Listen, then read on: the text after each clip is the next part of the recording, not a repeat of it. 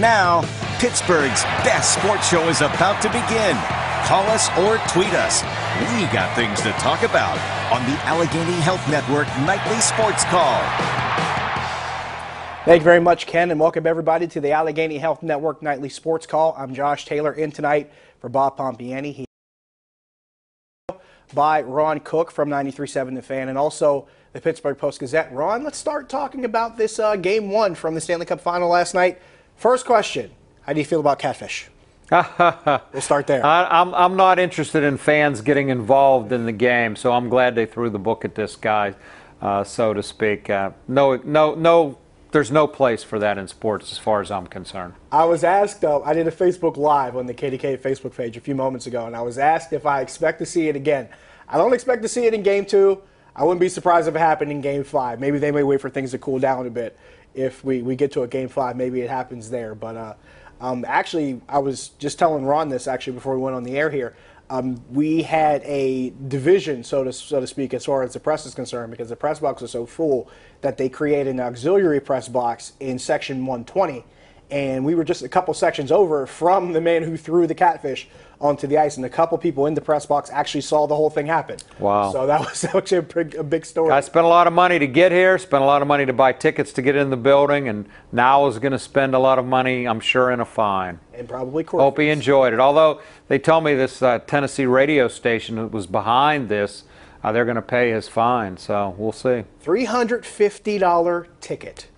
That's how much you pay to get into the building. To get into the building with a catfish shoved in compression shorts over top of another pair of underwear. And this is getting more weird as I describe it, so we'll move on to something else. Let's talk about the game. Speaking of weird things, this game, it seemed like it went through 2 or 3 alternate universes before it got to an actual conclusion. If you look at the first period, it looked like the momentum swing from that overturned goal, the offsides call on Philip Forsberg, to the 3 goals by the Penguins. Then you get to the second period where the Penguins don't register a shot. Then you get to the third period. For most of the third period, they didn't register a shot. 37 minutes and 9 seconds without a shot on goal. It just seemed like it was 2 different games between the first and second period alone.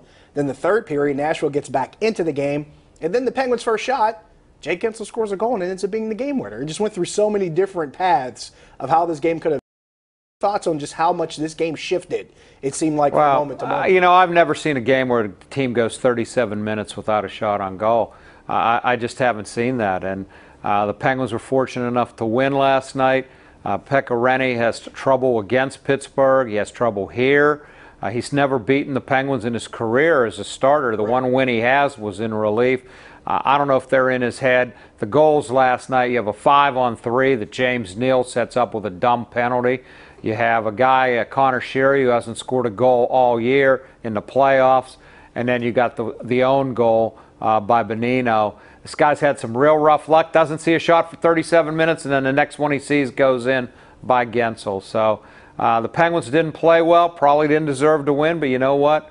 Mike Tomlin always says there's no style points at this level in games. You take the win and you move on. I would expect they'll play better tomorrow night. You mentioned Nick Bonino and the 2 goals he scored. Neither goal that Nick Bonino scored actually involved shooting a shot at the actual goaltender. Right. The first one was the own goal deflection off Ekholm. The second one was an empty netter. And Bonino said, hey, we'll take him any way we can get him as long as they count. Absolutely. So definitely a boon for the Penguins. And Peter Laviolette was asked about whether or not he felt the Penguins stole one. He said, well, they probably did, but I'd rather be the team that stole one than be up 1-0 than the team that played better and be down 0-1. But we're taking your phone calls. 412-575-2600 is the number. Also, give me a shout on Twitter at Josh Taylor HD.